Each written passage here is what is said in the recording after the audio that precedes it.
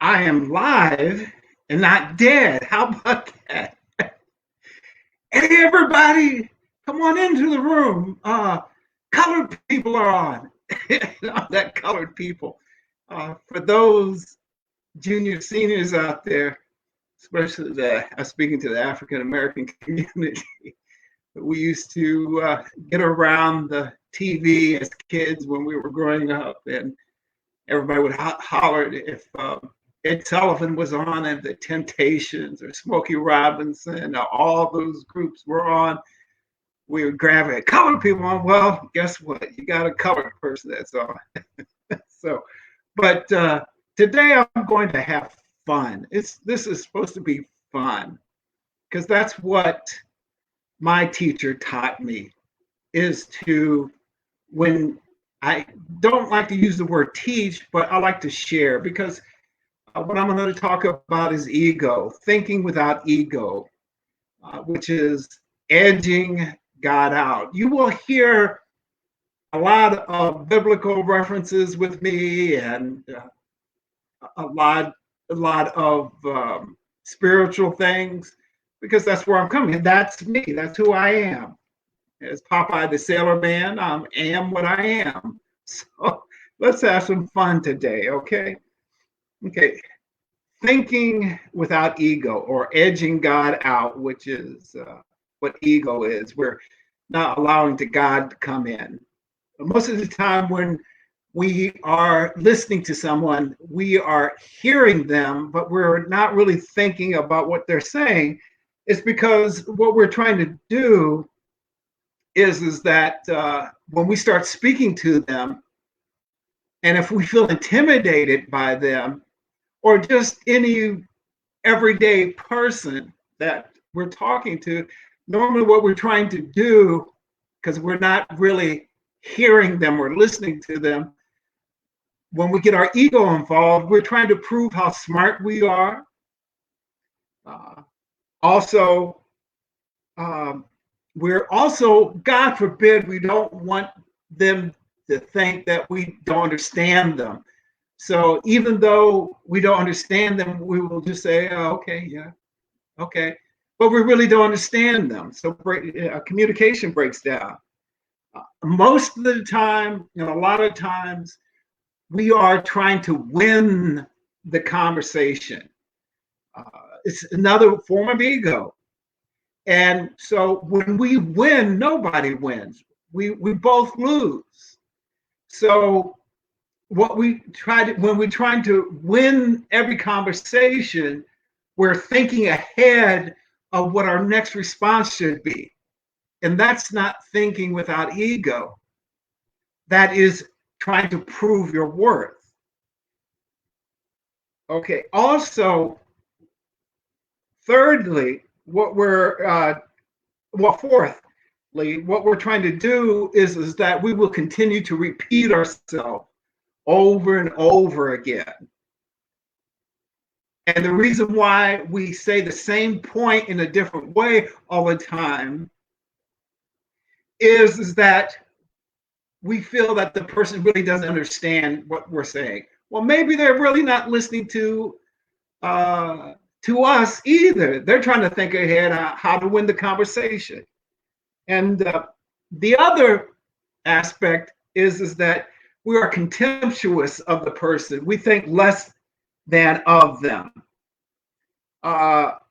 We think in terms of them being less than we are. And of course, there is no transference of information between both of them. So we're really not thinking about what the person is saying because of the contemptuous nature. And all these reasons for not really thinking about what the person is saying or using ego or edging God out is what is called artifice, which is a false front. We sit there and, isn't that interesting? Or, oh, okay. But we really are putting up a false front. It's unnatural. And a lot of times people pick up on that. Now, the main reason for all these artifices is because of one thing and just one thing only. And that is because of our insecurities. The bottom line, we're just insecure. Now, a part of narcissism, another part of um, artifice or insecurity is because of narcissism, which is nothing more than not feeling good enough. So we put on this tough, brave front, but we're really little kids inside. I hope they don't find me out. I hope that they don't find me out. That really, I am scared to death. And I really don't know what I am talking about, but I'm going to pretend. So I'm going to have this narcissistic view that I am Superman or I'm Superwoman. Okay. And so what this ego driven or edging God out attitude will do, it will cause relationships to fail because we're not really thinking about what the other person is saying. That's the reason why wars start, misunderstanding. History is replete with wars starting out because of people misunderstanding. Religious wars, wars over women. I can just go on and on and on of what war has started, but that's not my point. But I believe I expressed my point on what can happen. Some very bad things can result as a result of ego-driven, edging God out, ego-driven lack of thinking about what the person is saying or not really listening, or a person getting or people getting imprisoned falsely because of ego-driven thinking. I myself have suffered from ego, and I have suffered other people by the 5 before mentioned artifices, which is trying to think ahead of what I'm going to say because I'm trying to control the conversation. Or, like I said, I keep repeating myself like I am right now. Keep repeating myself, hopefully that you will understand what I'm saying because I feel insecure. I feel not good enough. Now, I paid a high price. Did my voice go up high enough? High price. And I say it for emphasis because I suffered mentally, physically, and spiritually. Mentally, because I was constantly trying to prove myself, and but the underlying problem is that a sense of insecurity and inferiority. And so as a result of that, I started having panic attacks. Then I developed obsessive compulsive disorder. I had a thyroid cancer last year at this time, and I wouldn't wish this on my worst enemy, of going through cancer. I thought I would never have to go through it. My family is replete with people who have died from cancer. So I was so scared. I could smell the fear. Also, I would become, and still do to some degree, but I'm working on it, becoming defensive. When a person will say something to you or say something to me, and I will take it the wrong way, and they didn't mean it to be negative or bad.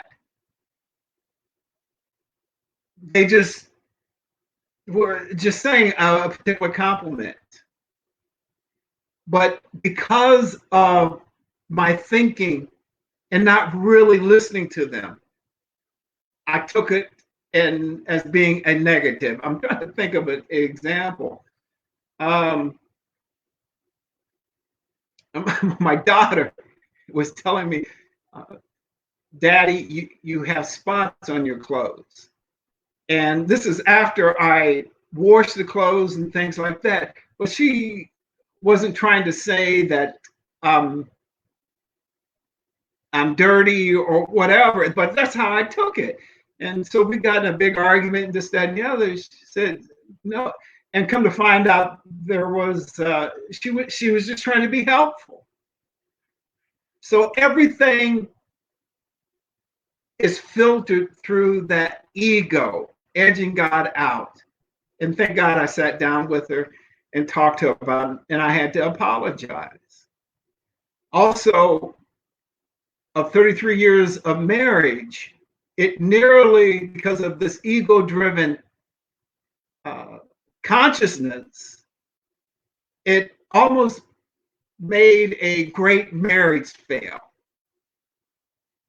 And that was because of not really hearing, trying to concentrate on what I would say next, and instead of just really listening.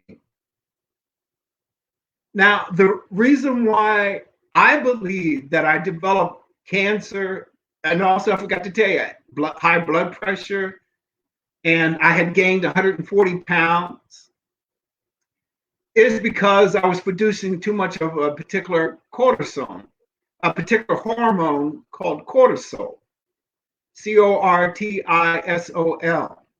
And what it does, if you produce too much of it, it can produce cancer, put on weight, will cause you to have anxiety, it will break down your heart muscle, causing you to have a heart attack. It can cause high blood pressure, and so forth and so on. But when you really start thinking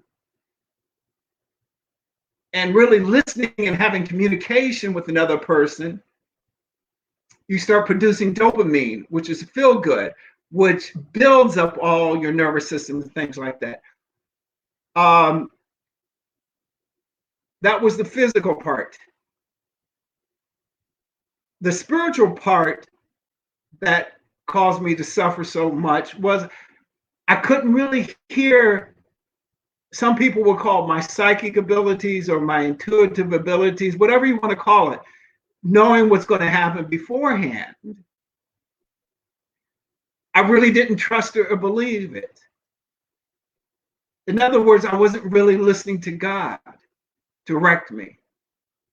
And so when I developed all these physical things, God got my attention. He got me by the throat and said, you're going to listen to me. I'm listening. I'm listening. So what I'm trying to say to you,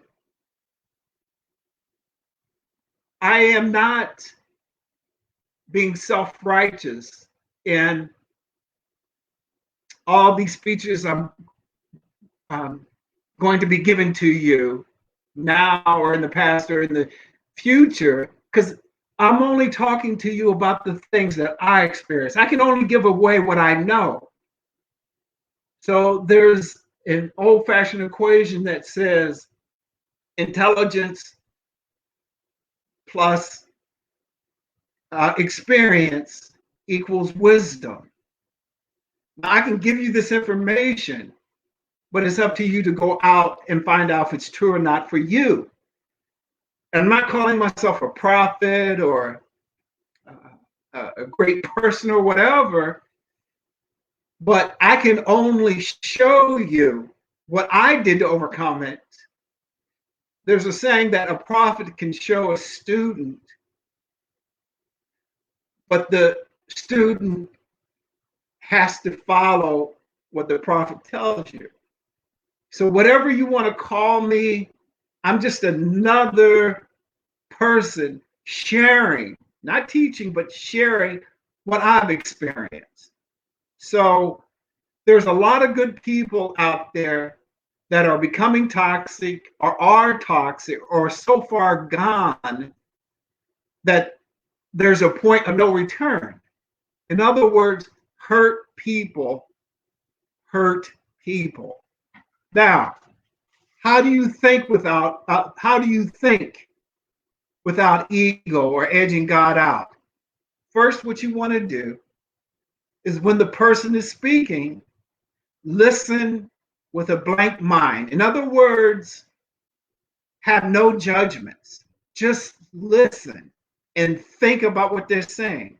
In other words, give them their respect like you would want to be respected when you are talking.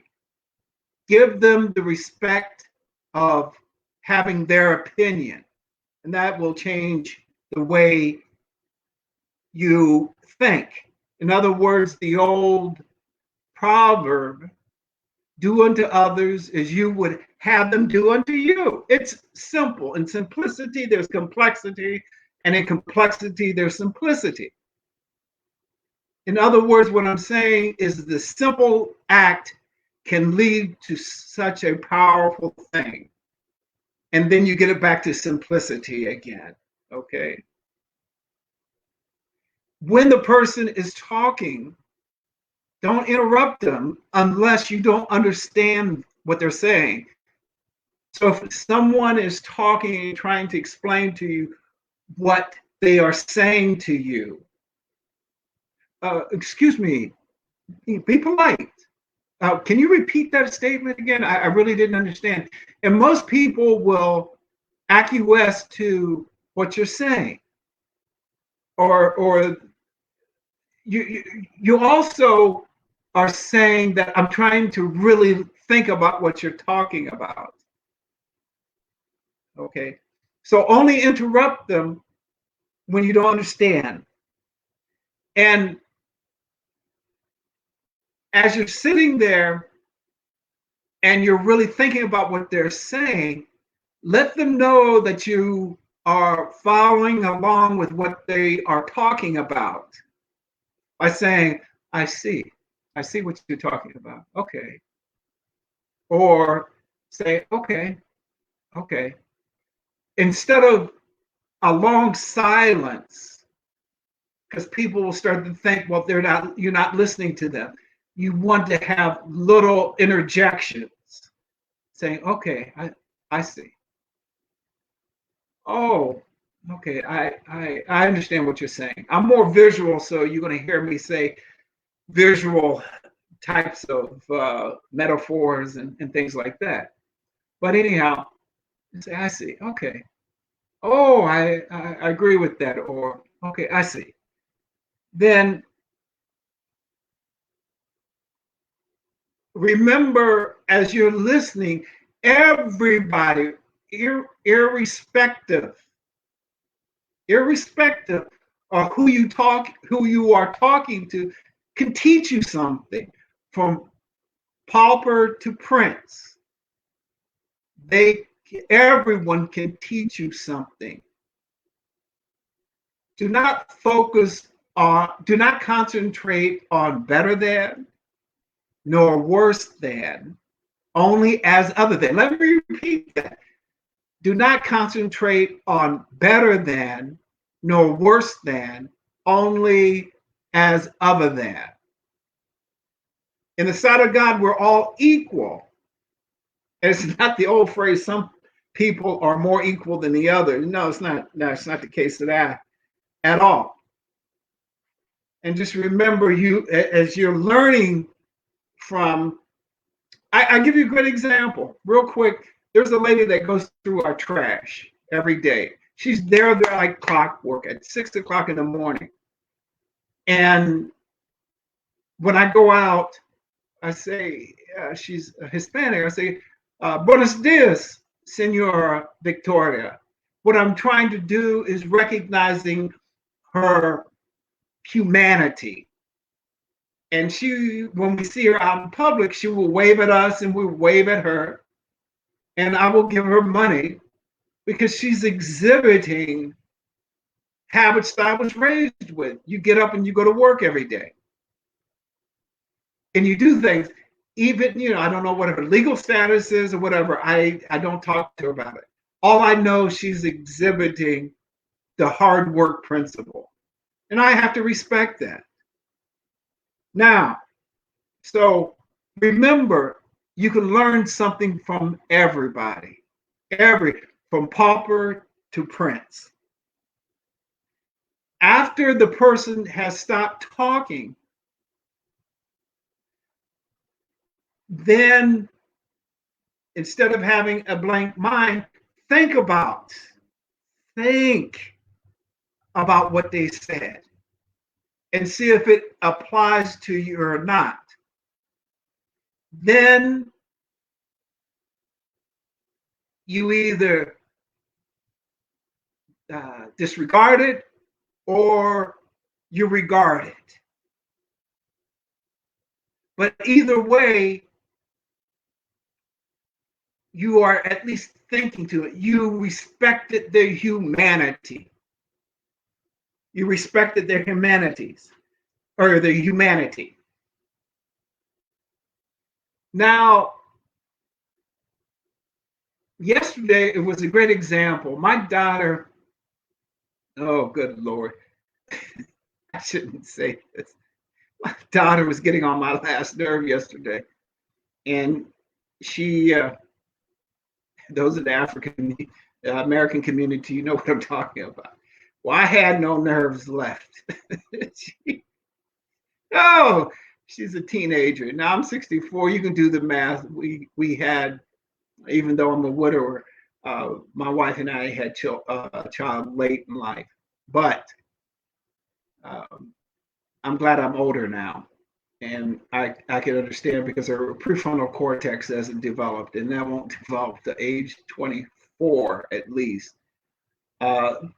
I will explain more what a prefrontal cortex is at a later date. For right now, you can look it up for those that don't know what I'm talking about.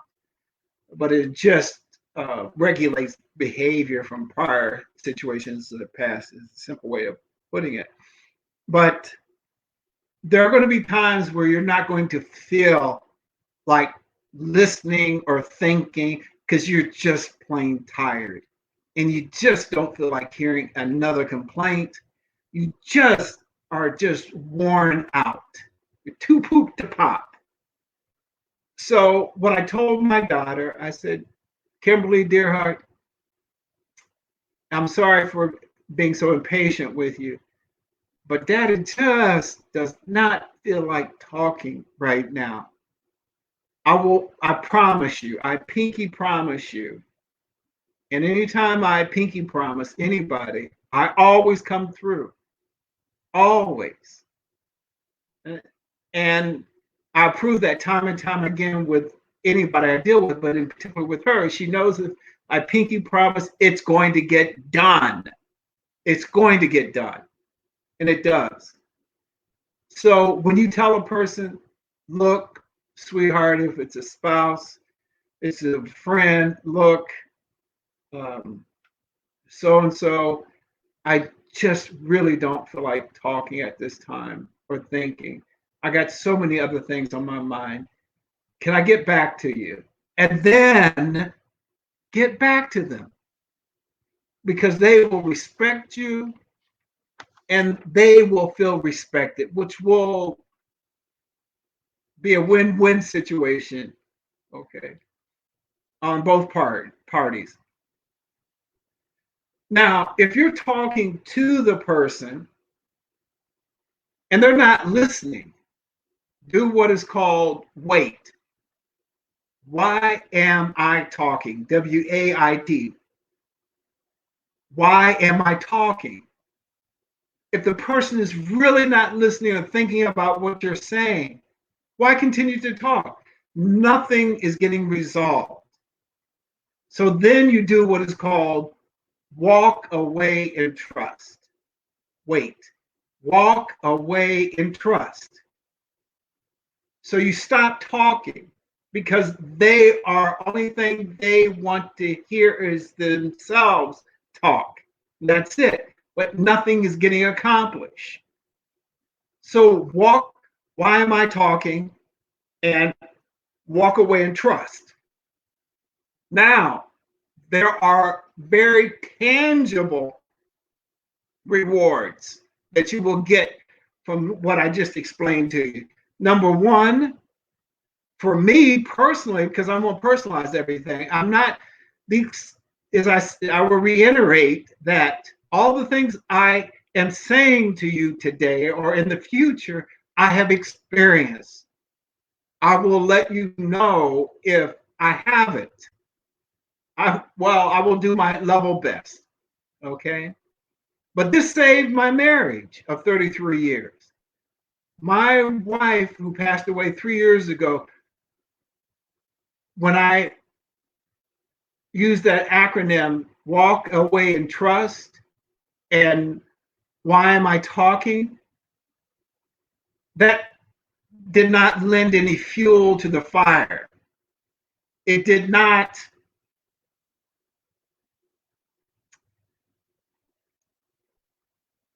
give her more energy to speak even more, because nothing was really getting, there was no communication at all. And all she wanted, and at times all I wanted, is to prove my point, or she wanted to prove her point. But there was no communication. We were thinking with ego, and that was it. So we were edging God out. We were allowing God to come in. My daughter used to say, Mommy and Daddy, stop arguing. But as a result of doing that weight and the other things too, of not trying to prove ourselves, it helped our relationship with our daughter. As a matter of fact, our in-laws were getting ready to move out because my wife and I were arguing so much. But as soon as I did walk away and trust, and why am I talking? That caused all arguments. Now, unfortunately, I could not get my wife to do one particular exercise because she felt I was trying to control her before she died. And I'm going to explain that next week. And I will let you know more information about that. Now, also, I am cancer free as a result of the way I started thinking better and listening. I'm not producing as much cortisol. I'm producing more dopamine than ever before because they took the cancer out. It has not reappeared. My thyroid, they said, if you're going to have cancer, have thyroid cancer because this is the best to take care of. Now, these things that I mentioned to you take discipline, and it can be painful. But keep trying. Keep trying. It takes 30 days to create a new habit because we're all creatures of habit. It takes 90 days to be able to these disciplines for the rest of your life. So 30 days to create a habit, 90 days, if you do them consistently, you'll be able to do it for the rest of your life. And 10 years to become a master at it. Sometimes when you're dealing with some people, they're too broken to really appreciate thinking without ego. What you do is you leave them alone and go on to other people that are willing to listen without ego. Look, there's 8 billion people in the world. There's going to be a few people that are willing to think without ego. So, and God will send you to people, or God will send people to you that will help you to think without ego. Now, so in conclusion, remember, have a blank mind. In other words, no judging what the person is saying. Just open your mind. If they are speaking, let them know that you are really listening to them by saying, okay, I see what you're saying. And if you don't understand something that they have said, be polite. Don't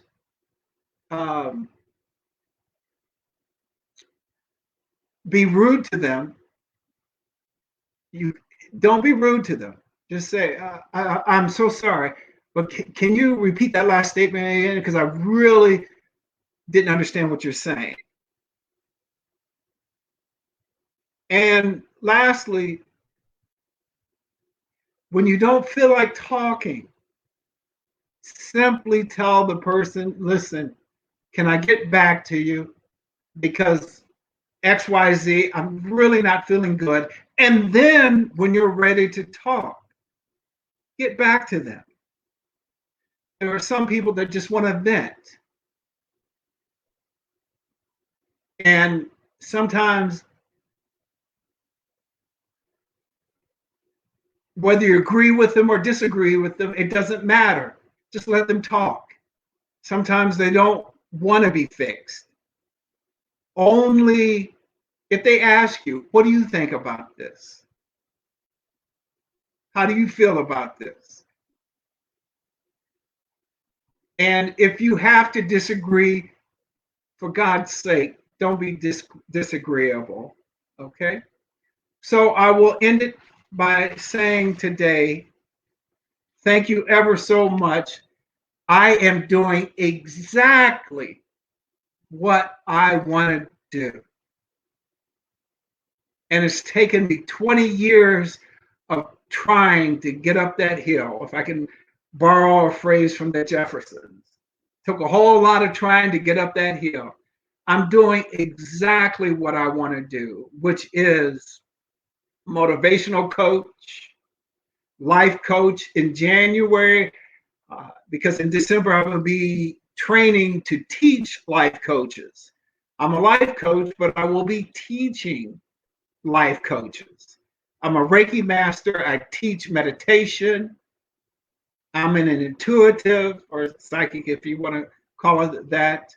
I will teach you how to do Tibetan breathing exercises. So there's a lot. And the reason why I have done all these things is because of all the pain that I was in. So a lot of these things I've been doing over 20 years. So there's a lot of experiences. You can contact me through email, fliesfar311@gmail.com. That's as F is in Frank, L is in love, Y is in Y.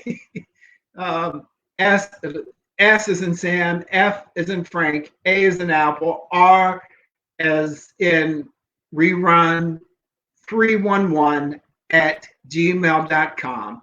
If you'd like to have a personal session for any of those things, I will be posting this on YouTube and off Facebook. Once again, I am truly humbled. And as God spoke the universe into existence, I was able, through God's aid and help, able to speak this into existence. Because every single day I would say, I am now speaking in front of people. I am now doing all these things I mentioned to you before, and it's here. I'm doing this very second. I am doing what I love. I love this. And I hope that what I say to you will allow you to love more abundantly. So next week, I'm going to be talking about the art of communication is speaking to someone that listens. The art of communication is speaking to someone who listens. Once again, God bless you and keep you. And as I always like to say, may you have many blessings and peace profound. Thank you so much, and God bless.